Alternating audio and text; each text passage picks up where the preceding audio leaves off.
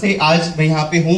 अच्छी इनकम है, कुछ अचीवमेंट्स हैं, सारी चीजें हैं लाइफ में, जल्दी जल्दी मैं करता गया, but this all because of these two people. यही मेरा वर्ल्ड, यही मेरा संसार है। इन्हीं की वजह से, इन्हीं के बदौलत मैं आज यहाँ पे हूँ। ये मेरे पेरेंट्स हैं, मेरे मम्मी और मेरे पापा, और ये बहुत ही हम्बल फैमिली से बिलोंग करते हैं। They are very middle class family से बिलोंग करते हैं। मेरे फादर उत्तर प्रदेश के एक गांव से बिलोंग करते थे, बुलंदशहर, आपने सुना होगा शायद। तो वहां पे एक छोटा सा गांव है, वहां पे वो रहते थे। मेहनत मजदूरी करना, खेतों में जाके काम करना और इस तरीके की जिंदगी। कम उम्र में बोलते हैं बच्चा बिगड़ना शुरू हो जाए तो कम उम्र में शादी कर दो उसकी, तो वो सुधर जाता है। तो ऐसे ही वो स्कूल गए एक बार, तो अपने टीचर के सर पे पत्थर मार के भाग आए, दोबारा स्कूल ही नहीं गए, अपना बैग लेने भी नहीं गए। तो हमारे दादाजी ने कहा तू काम ही कर ले। तो ऐसे करके काम वाम करना शुरू किया, शादी हुई। फिर किसी ने बोला कि तुम ना दिल्ली चले जाओ या शहर चले जाओ, शहर चले जाओगे तो अच्छी ग्रोथ हो सकती है, काम सीख सकते हो। और ऐसा आमतौर पर देखा गया है कि एक मध्यम वर्ग के परिवार ना गांव से शहर की ओर पलायन करता है, सिर्फ इसलिए कि जिंदगी में कुछ आगे बढ़ जाए, है या ना? यस। और मेरे फादर ने आज तक जिंदगी में जो भी किया है मेरे लिए, मैं पर्टिकुलरली ऐसा मानता हूं, शायद आप में से कोई इंसान मेरी बात से इत्तेफाक रखे, कि हमारे पेरेंट्स अपनी इनकम के हिसाब से, अपनी औकात के हिसाब से वो जितना बेस्ट टू बेस्ट कर सकते थे, जो वो कर पाए, जो वो कर सकते थे, उन्होंने हमें, चाहे लाइफस्टाइल की बात करें, एजुकेशन की बात करें, है ना, पढ़ाना लिखाना खिलाना, सब शायद अपनी औकात के हिसाब से, अपनी लाइफस्टाइल के हिसाब से, अपनी इनकम के हिसाब से हमारे लिए बेस्ट टू बेस्ट किया होगा, हाँ या ना? यस। बेस्ट करने की कोशिश की होगी। तो मैं चाहूंगा एक बार मेरे पेरेंट्स के लिए अप्लॉज आप कर दें। और thank you so much, thank you, means a lot, thank you. और साथ साथ शायद आप में से कोई इंसान मानता होगा कि आपके पेरेंट्स ने भी आपके लिए अब तक जो किया है, जितना भी किया है, हालांकि कभी कभी जब स्टूडेंट लाइफ में होते हैं, कई बार वो थॉट्स मैच नहीं करते। कई बार हमको लगता है कि यार मैंने किसी गरीब घर में जन्म ले लिया और ऐसा नहीं किया, वैसा नहीं किया, एडमिशन नहीं दिलवाया। तो शायद आप में से कोई मानता है कि आपके पेरेंट्स ने भी आपके लिए अब तक बेस्ट से बेस्ट किया हो? यस। मानते हैं आप? यस। तो एक बार आपके पेरेंट्स के लिए जोरदार तालियां होगी, आपके पेरेंट्स के लिए जोरदार तालियां। सो माय डियर फ्रेंड्स, जैसा मैं आपको बता रहा था कि मेरे पेरेंट्स, मेरे मम्मी और पापा, मम्मी तो नहीं लेकिन मेरे पापा सबसे पहले दिल्ली आए, और एक जगह है चांदनी चौक, आपने सुना होगा। तो चांदनी चौक के अंदर में मेहनत मजदूरी करना, एज अ लेबर क्लास काम करना वो शुरू किया। और वहीं से किसी के लिंक के थ्रू उन्होंने वो जो सिलाई की मशीनें होती है, कारीगरी, जो कपड़े सिलते हैं बेसिकली, वो काम सीखना शुरू किया। फिर वो गांधीनगर शिफ्ट हो गए।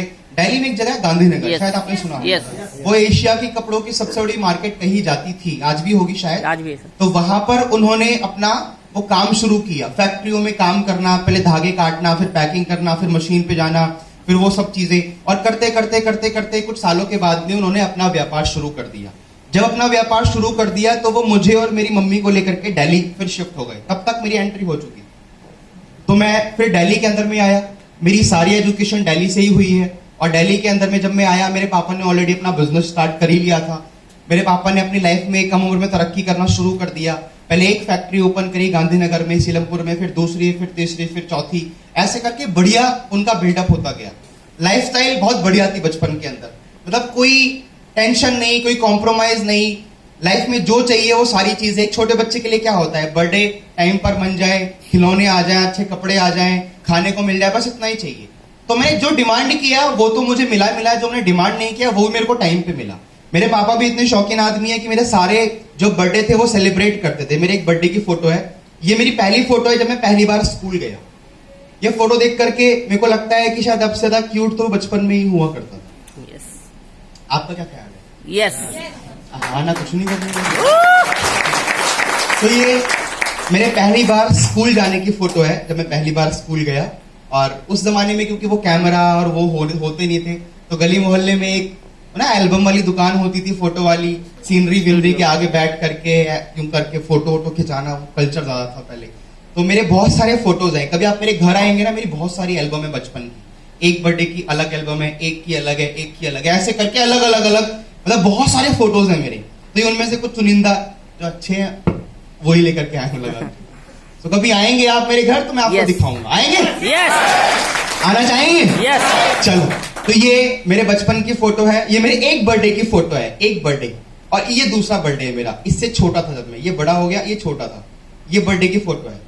तो मैं आप सबसे कहना चाहता हूँ, जितने भी यहाँ के मतलब बड़े स्टार एंड अबव लीडर्स हैं, कि आपने जो ये फूल माला और स्वागत किया ना, इसकी आदत मेरे को बचपन से ही है बेसिकली। मेरे पापा ने डाल दी थी ये फूल मालाओं की आदत बचपन से ही है, और ये लिखा जा चुका था पहले कि बेटा तेरा ऐसे ही बनने वाला है। अब डेस्टिनी नाम की चीज होती ना ये। सो ये बर्थडे मनाना, ये सारी चीजें, सब चीजें बहुत बढ़िया, मतलब लाइफ में कोई प्रॉब्लम ही नहीं है। हम लोग, हमारा मंडे को ऑफ होता था, पापा की मंडे की छुट्टी होती थी, मंडे को मार्केट बंद होती है, तो हमारा हर मंडे कहीं पे पिकनिक, हर मंडे किसी रिश्तेदारी में जाना, हर मंडे बाहर खाना, हर मंडे को या तो हम लोग दरियागंज गोलचा हॉल पे मूवी देख करके आना, नीचे रबड़ी फलूदा खाना, शायद आप में से किसी को आइडिया होगा। वो बहुत सारे ऐसे, मतलब हर मंडे कुछ ना कुछ। लाइफ बहुत बढ़िया, लाइफ स्टाइल बहुत बढ़िया। मेरे फादर ने एक सेकंड हैंड स्कूटर परचेज कर लिया उस समय पे, क्योंकि उस समय पे कार तो बहुत महंगी थी, स्कूटर होना ही बहुत बड़ी बात था। तो स्कूटर परचेज कर लिया, अपने ऑफिस जाते, सारी चीजें बहुत बढ़िया, मतलब कोई प्रॉब्लम नहीं है।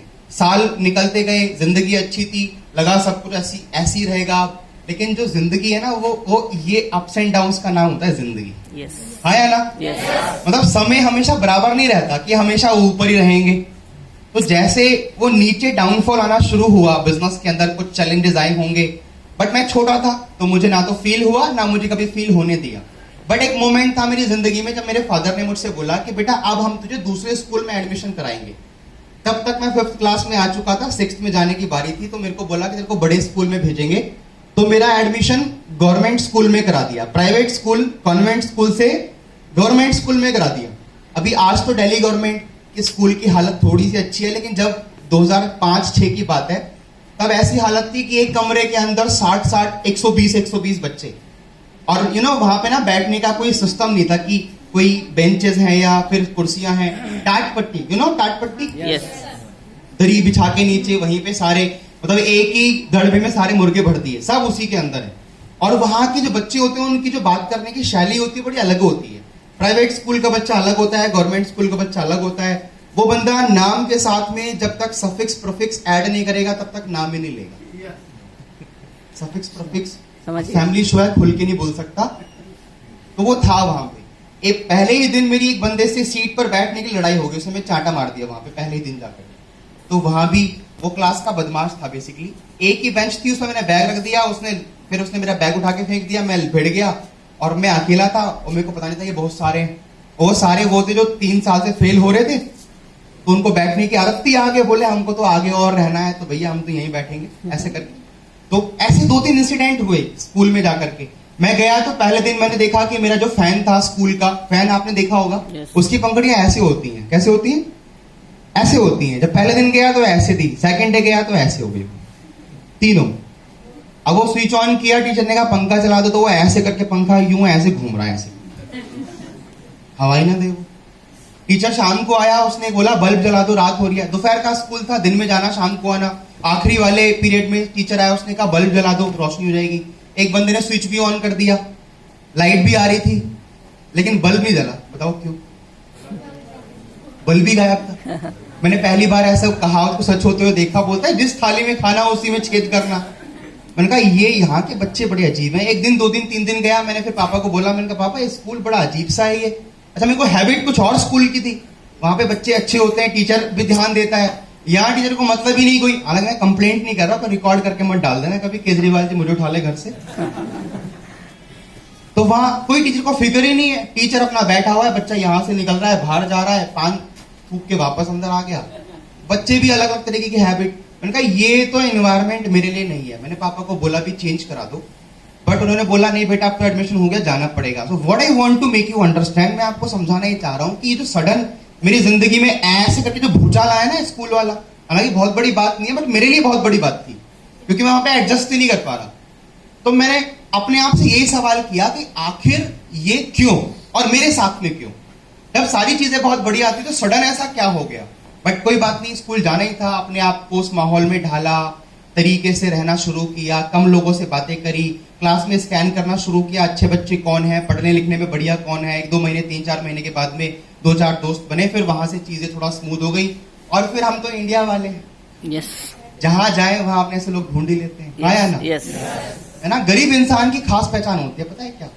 अपने जैसे लोग ढूंढ लेना। वो अपने से गरीबों को ढूंढ ही लेता है। यस। तो 4-5 लोग अपने से मिल गए कॉलोनी वॉलोनी के, उनके साथ जाना आना सब बढ़िया। बट उसके 1 से 2 साल बाद में जब मैं 8th क्लास तक आ गया था, तो एक और भूचाल फैमिली के अंदर में आया।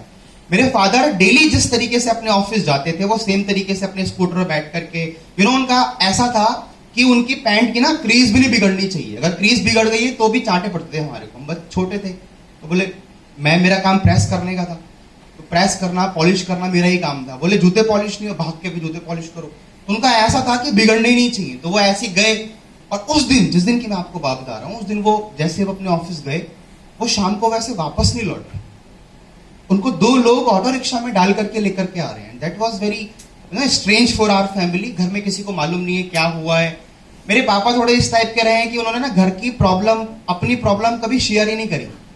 और ये शायद मेरे को लगता है कि भारतीय समाज में ना ये पुरुषों की सबसे बड़ी कमी मैं ये मानता हूं कि वो शेयर ही नहीं करता अपने घर में किस हालात से गुजर रहा है।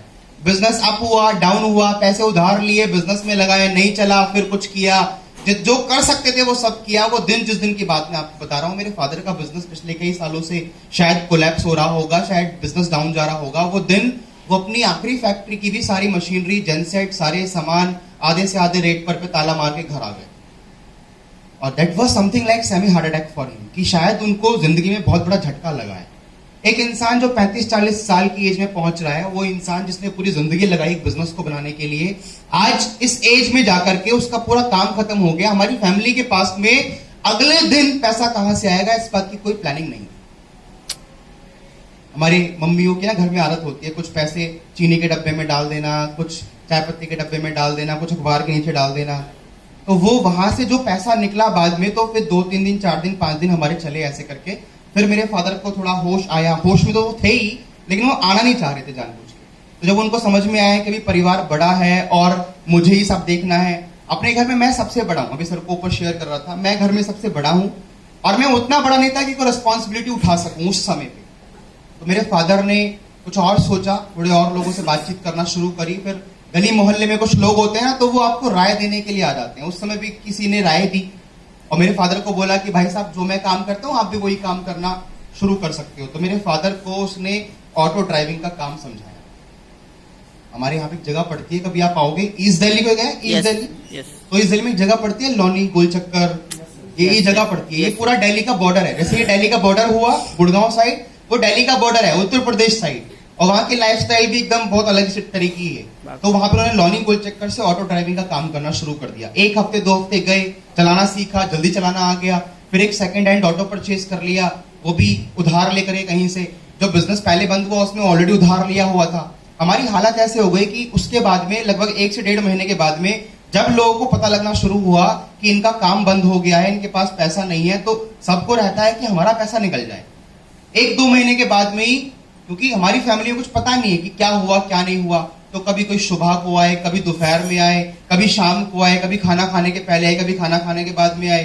मेरे पापा बाहर जाए, बातचीत करें, अंदर आए, तो कोई भनक नहीं पड़ी। फिर बाद में पता लगा कि ये लोग पैसे मांगने के लिए आते हैं, और जब पैसा नहीं मिल पाया 1-2-3 महीने के बाद में, तो उन्होंने फिर हालत बुरी करनी शुरू कर दी।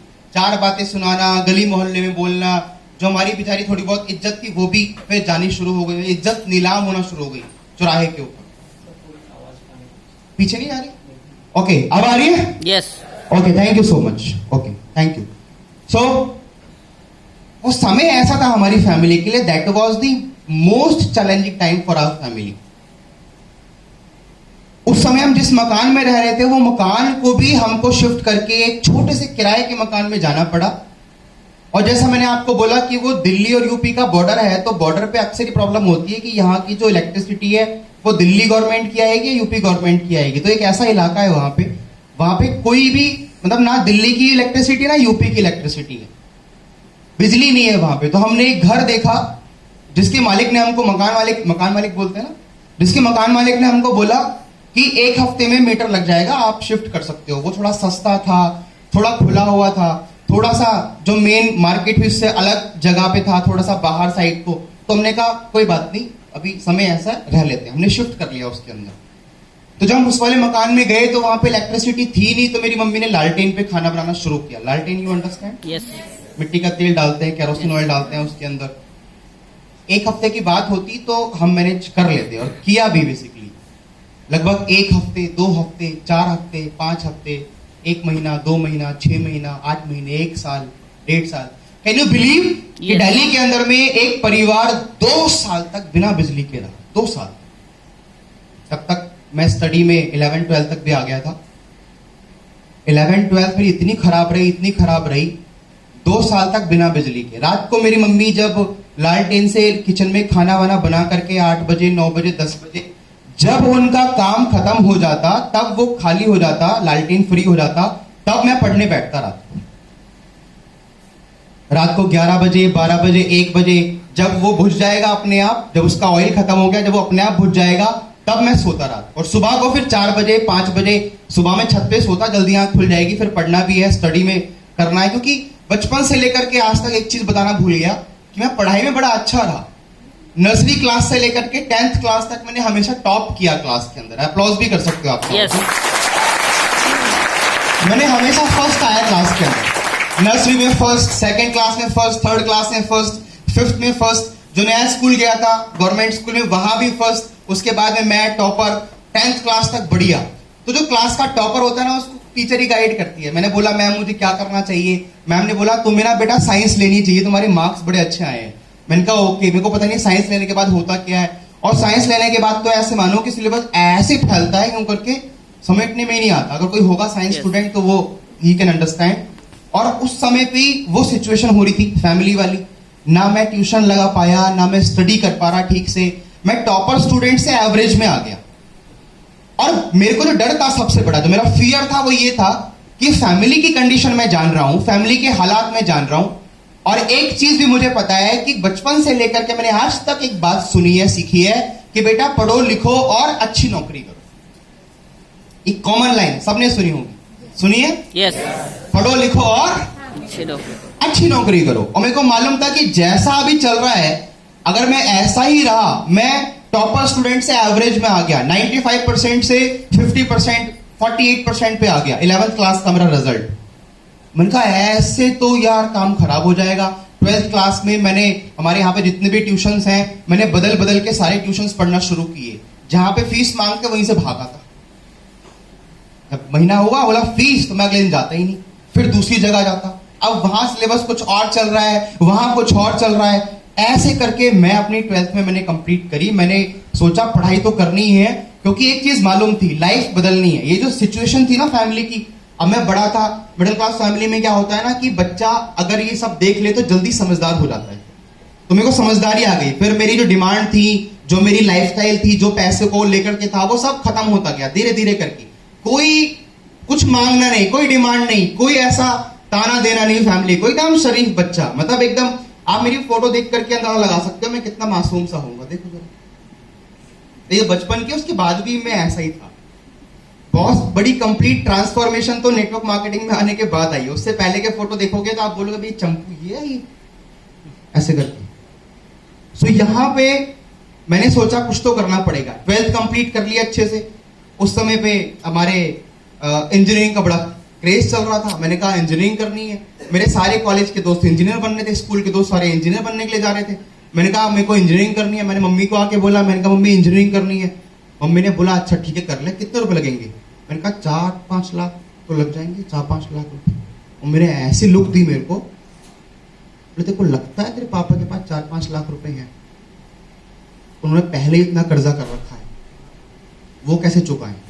और तेरे को लोन वोन लेके पढ़ा भी दे, तेरे बाद में तेरे भाई भी हैं, उनको कहाँ डाल दे? उनको गड्ढे में डाल दे, क्या करें?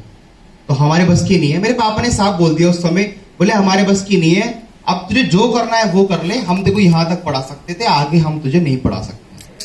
और जो एज अ स्टूडेंट तो मेरे मन में चल रहा था, मैंने कहा मैंने जो इतनी पढ़ाई करी है वो किसके लिए की है? फिर मैं हमेशा क्लास में टॉपर आया। और जो मेरी इतने दोस्तों के बीच में साख थी, जो एक होते हैं, एक हर एक इंसान की तो इज्जत होती है। मतलब मेरी जो इज्जत है, अगर यहाँ के बाद कांटेक्ट होगा, कोई दोस्त पूछेगा क्या कर रहा है, मैं बोलूंगा कुछ नहीं कर रहा, टीचर पूछेंगे क्या कर रहा, तो ये मेरा पॉइंट था, ये मेरा पर्सपेक्टिव था। मैंने कहा पढ़ाई तो करनी है, कुछ भी करना पड़े। मैंने जिद करने शुरू कर दी। फिर मैंने खाना नहीं खाया 1 दिन, 2 दिन, 3 दिन। बात लीक हुई, घर से बाहर पहुंची, मामा तक गई, बुआ तक गई, कुछ रिश्तेदारों तक गई। मेरे कुछ अच्छे रिलेटिव्स रहे जिन्होंने मुझे थोड़ा सपोर्ट किया स्टडी में। हालांकि मैं इंजीनियरिंग में एडमिशन नहीं ले पाया, बट मैंने दिल्ली यूनिवर्सिटी के रामदास कॉलेज में एडमिशन लिया। दिल्ली यूनिवर्सिटी रामदास कॉलेज सुना है आपने? Yes yes. वहां मैं पहुंच गया, मेरा एडमिशन हो गया और मेरी पूरी कॉलेज की पढ़ाई स्पॉन्सर्ड है। मेरी कॉलेज की फीस मेरे फादर साहब नहीं दे पाए ना, उन्होंने मना कर दिया। मुझे साफ बोल दिया, अब तू आगे से जो करेगा वो तेरा अपना डिसीजन होगा। एंड माय डियर फ्रेंड, वही चीज जो पहला शब्द मैंने आपको बोला था ना कि आप जिंदगी के बहुत बड़ा फैसला करके यहां से निकलोगे, मुझे कम उम्र में अपने फैसले खुद करने का मौका मिला। लकीली, अनलकीली, फॉर्चुनेटली, अनफॉर्चुनेटली, इसको आप अपॉर्चुनिटी कह सकते हैं या परिस्थिति कह सकते हैं। मैंने डिसीजंस लेने शुरू किए जिंदगी की। पहला डिसीजन लिया, मैंने कहा मैं पढ़ाई करूंगा चाहे कुछ भी हो जाए, ग्रेजुएशन तो करनी है। हालांकि ग्रेजुएशन करने के बाद में क्या होता है मुझे आज तक समझ में नहीं आया, लेकिन पहले ये था करनी है। कॉलेज के अंदर गए, वहां पे अलग माहौल, वहां पे लोग, कोई कभी आप दिल्ली यूनिवर्सिटी आना, कभी आप अगर नॉर्थ कैंपस आएंगे आप देखेंगे वहां पे अलग ही हवा है। Yes. वहां पे अलग तरीके के बच्चे जाते हैं, मतलब अच्छे घर की फैमिली के लड़के।